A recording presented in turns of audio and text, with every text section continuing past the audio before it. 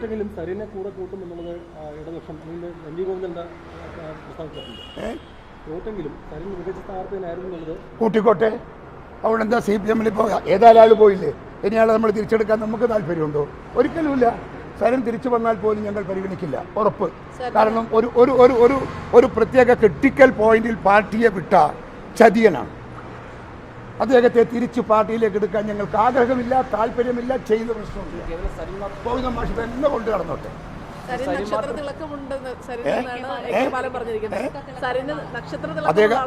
അദ്ദേഹം നമ്മുടെ പിന്നെ സന്ദീപ് വാര്യരെ കുറിച്ച് എന്ത് മനോഹരമായ വാക്കുപയോഗിച്ചിരുന്നു അദ്ദേഹം. ഇപ്പം എന്താ പറയുന്നത്? സന്ദീപ് വാര്യർ CPM പോയാൽ സന്ദീപ് വാര്യർ വളരെ മിടുക്കനാണ്, നല്ല രാഷ്ട്രീയക്കാരനാണ്, തറവാടിത്തുള്ളവനാണ്, ക്രിസ്റ്റൽ ക്ലിയർ ആണ് എന്നൊക്കെയാണെന്ന് പറഞ്ഞത്. നമ്മളിപ്പോൾ വന്നപ്പോൾ അതെല്ലാം മാറിയില്ലേ? അഭിപ്രായ സ്ഥിരത എന്ന് പറയുന്നത് ഒരു രാഷ്ട്രീയ നേതാവിൻ്റെ ക്വാളിറ്റിയാണ്.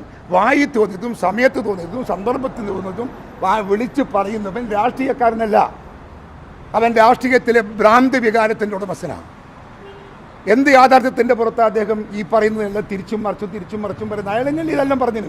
ഞാൻ നിങ്ങളോട് ചോദിച്ച ഉത്തരം പറ, നിങ്ങൾക്കറിയില്ല. അതെല്ലാം അവർ പറഞ്ഞല്ലേ, അദ്ദേഹം പറഞ്ഞല്ലേ? അദ്ദേഹം പറഞ്ഞെങ്കിൽ പിന്നെ അവർക്കെന്താ അഭിപ്രായ സ്ഥിരത?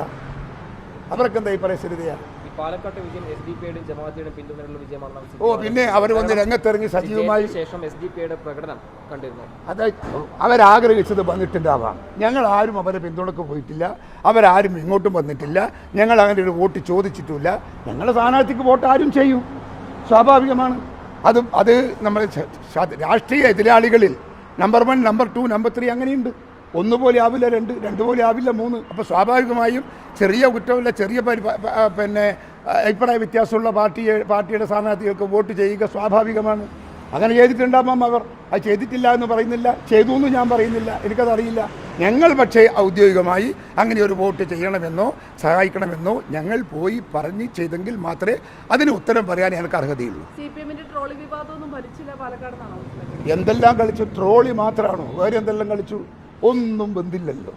എല്ലാം വേവാത്ത പോലെ അതാ അങ്ങാടിപ്പുറത്ത് വിളിച്ച് തെറിക്കുന്നു. കഷ്ടം.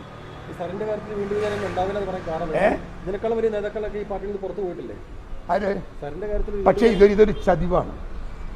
ഇദ്ദേഹത്തിൻ്റെ പോക്കൊരു ചതിവാണ്. തെരഞ്ഞെടുപ്പ് രംഗത്ത് സ്ഥാനാർത്ഥിത്വം കിട്ടിയില്ല, കഴിഞ്ഞ തവണ സീറ്റ് കൊടുത്ത് മത്സരിപ്പിച്ച ഒരാൾ, തോറ്റൊരാൾ ഇത്തവണ ടിക്കറ്റ് കിട്ടിയില്ല എന്ന് പറയുന്നത് ഇലക്ഷൻ്റെ തലേന്നാൾ അങ്ങോട്ടേക്ക് ചാടുന്ന ഒരാളെ എങ്ങനെ വിശ്വസിക്കും, എങ്ങനെ കൂടെ നിർത്തും?